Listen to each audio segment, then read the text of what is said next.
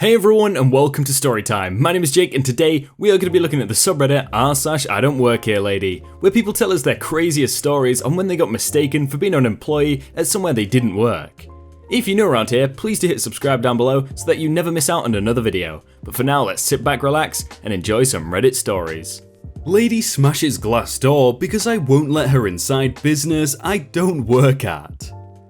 My best friend and roommate works for a small independent print shop as a graphic designer. We live in the burbs and the shop is located downtown, about an hour and a half from our house. Oftentimes I will be downtown for an appointment of some kind and will ride home with her rather than take the train. Usually by 4 PM, the only people left in the shop are her and a specific co-worker, so I will just hang out in the front area of the shop with my laptop. At 5 PM, they lock the door, and then both of them gather their things up over the next 15 to 20 minutes before actually leaving. They are often out of sight, packing up in the back. Last Friday was one such day. At around 5:10, a lady came up to the door of the shop, a glass door. She saw me sitting there and started tapping on the door. I looked up and mouthed, "The shop is closed." She yelled back, "I have a question." I pointed at my wrist and said loudly, "I'm sorry, the shop closes at 5 and I don't work here." She grabbed the handle on the door and started shaking it as if she could magically make the door open, and then started pounding on the door again. So I set down my laptop and walked over to the door. She screamed, "I only have one question. Can you let me in so I can talk to you?" At this point, screaming was really not necessary, as we were only separated by a glass door. I said, "Ma'am, I don't work here, and the door is locked from the inside by a key I don't have. I can't let you in." She screamed, "Why are you being such a douchebag? I know you're closed, but it's one question." Then, to emphasize her point, she slammed her open palm on the glass door, which absolutely shattered. Honestly, I've never seen anything like it. It's not like it cracked and spiderwebbed out, it just went to shards and fell to the ground. Fortunately, I had stepped back. The lady blinked in shock and then started to speed walk away. Fortunately, we're in a massive metropolitan city, and I was able to follow her only half a block before I saw a police officer standing on the street. The officer walked us both back to the shop with the woman, ranting about how it wasn't her fault, and if I had just let her in, blah blah blah. She called for backup and 2 more officers arrived, and by this time, my friend and her co-worker had come up front. They took another officer back to look at the security footage, which is digitally captured, and that was pretty much that. Lady got arrested on the spot, and I had to give a statement. And I'm told I'll probably have to testify in court on behalf of the shop owner to get a civil penalty added on to criminal charges, and help them avoid small claims, which I'll gladly do. Yeah, that's cool and all, but I really want to know what question she had. It was probably, "Oh, can I print something real quick though?" Let's be honest. Overbearing Karen thinks I work in a doctor's office and tries to get me to violate HIPAA, then threatens to have me fired when I don't. So, as a part of my actual job, my company sends me to different clinics to audit their invoices to ensure insurance companies aren't getting scammed for unnecessary or unperformed patient procedures. It happens more than you know. Normally, when I'm at a clinic, they'll stick me in an unused office or a cubicle so I'm out of sight and don't interfere with their normal operations. However, yesterday during a clinic visit, they didn't have anywhere to put me except the front desk with the receptionist. This wasn't a problem for me, since it does happen on occasion, and I'm just there to get the job done and head out. So I'm sitting there in the front office desk, looking over the clinic's documents, when the receptionist gets called back to assist with a patient. After a few minutes, I hear someone cough slightly to the right of me and look up. I'll call her Karen, because she had the haircut and the attitude. Karen, in a rude voice, I've been standing here for the past couple of minutes, and you've yet to acknowledge me. You should be ashamed of yourself. Is this how this clinic is run? I'm sorry, ma'am, the receptionist just stepped out for a moment. She'll be back soon. I can't help you as I don't work here. She looks me up and down like she's judging how I'm dressed. I should mention that I'm dressed in standard business attire. Blazer, shirt, tie, and black slacks with my company logo and name tag hanging from a lanyard. How stupid do you think I am? You're sitting at the front desk of a clinic dressed like that, and you don't work here? I should file a complaint against you with your boss. Listen, ma'am, I've already told you I don't work here. Take it or leave it, but I work for this company. And hold up my badge. Now, if you'll excuse me, I have to get back to my work. And ignore her. Karen, now infuriated. How dare you? Do you know who I am? My husband works with the owner of this clinic, and he'll be hearing about your poor customer service skills. Me, still looking at documents. Good for him. I repeat, I don't work here. Wait for the receptionist. Karen tries to change tactics and fake smiles at me. Look, I'm sure you're busy, so I won't take much of your time. All I need to know is my daughter-in-law's next OB appointment.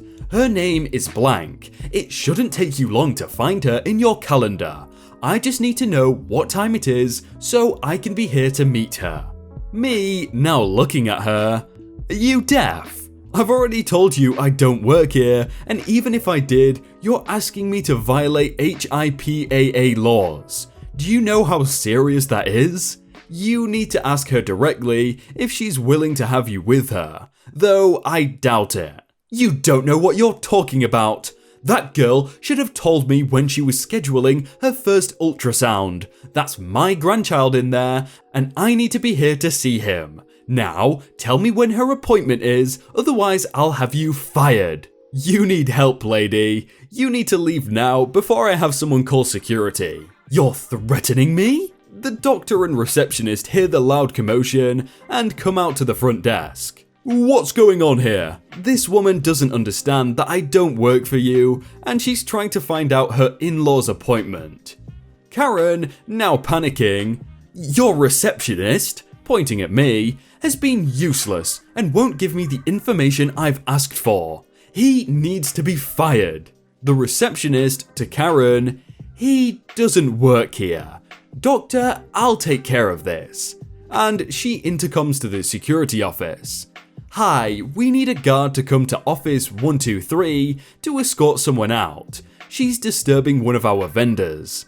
And says, thank you, once they confirm someone will be here shortly. Once Karen realizes she's about to be escorted out, I'm not leaving. I have a right to know how my grandson is doing. I have a right. She starts shouting profanities at us for a couple of minutes when a burly security guard arrives and tells her to leave, otherwise he'll call the police on her for trespassing.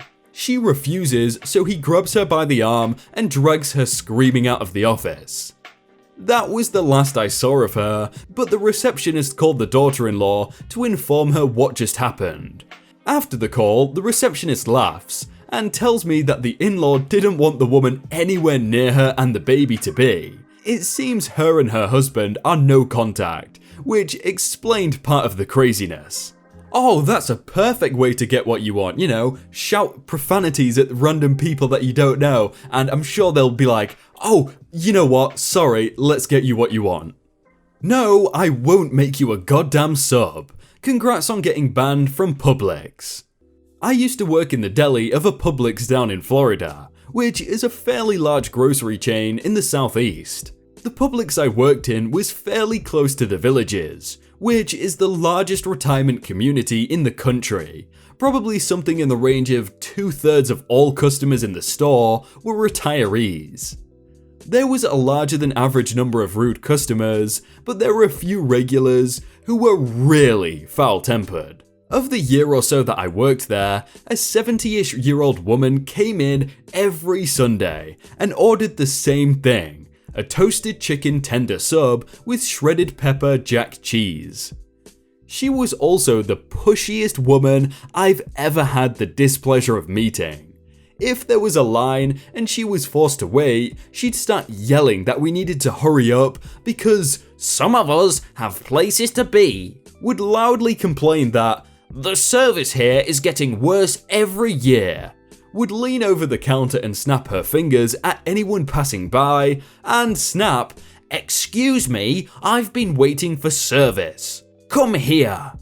She also had a habit of whistling at people like they were a dog to get their attention. Everyone hated this woman. She never said thank you, always found something wrong with everything you did. "This sub is burned. There isn't enough cheese. I didn't see you wash your hands. I don't want that sub. Go wash your hands and make me a new one." And never even tried to be polite.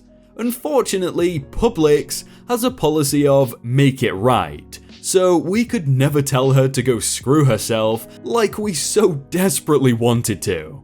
Eventually, I got fed up with every other guest being a miserable old so-and-so, more interested in starting a fight than they were in getting their deli meats, so I quit. 3 days after I quit, I came back into Publix and stopped by the deli to give one of my co-workers his phone charger that I had borrowed. As I turned to leave, that woman stepped out of line and said, "Hey, you work here, don't you? Come take my order." I said, "Sorry, I quit a few days ago. I don't work here anymore." "I just saw you behind the counter talking to someone. If you have time to talk, you have time to help customers." "Sorry, can't help you. They'll be with you soon." I tried to walk away, but she stepped in front of me and grabbed my arm, then pointed her finger in my face and started screaming at me that I was the worst employee she has ever seen, that I always mess up her order, that I should feel lucky to have a job, and that I need to do as she said or she would tell my manager. I yanked my arm out of her grip, told her to go screw herself, then walked over to the customer service counter and told the manager there that there was someone harassing other customers in the deli line. He said he had heard someone shrieking about something and was about to go see what it was. So he and I walked back over to the deli and I pointed her out to the manager. After a short conversation in which he asked her if anything was wrong, she started complaining to him that I was rude and unwilling to help. He told her that I no longer worked here. She was disturbing other customers and had to leave and wouldn't be welcome back. She left, complaining that Publix sucked and she would be calling corporate to file a complaint. I got a few texts from my old co-workers thanking me for getting rid of her. Glad to help, and see you never, you old hag. I can only imagine how satisfying it must have been to tell that old woman to go screw herself. It must have been so satisfying. Karen mistakes me for a manager. So does the employee she's abusing. I'm on my way to a meeting with customers, and I realize I have forgotten to bring along a pad. Popped into a store along the way, and as I'm scanning the shelves looking for a small pad, I notice Karen yelling at a young employee on the other end. Keep in mind that I'm just wearing a nice shirt, tie, and slacks. Nothing to indicate that I work in that store, or anywhere else for that matter. I guess I made the mistake of looking her way for a second too long, because Karen immediately stormed over toward me. You're the manager here, you need to deal with your employees."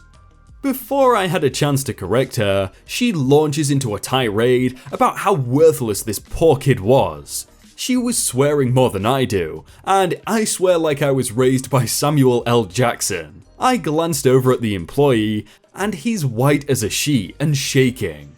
I looked at Karen and gave her my best manager speech about how I'm sorry she had a bad experience and that I would take care of the problem employee immediately. She proclaimed something along the lines of, "I would expect so," and walked away as fast as her cankles could manage.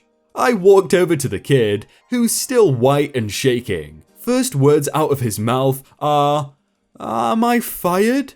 Turns out he had only worked there a couple of days. He honestly thought I was a manager too. I told him I didn't even work there and that he should be wary of Karens in the wild.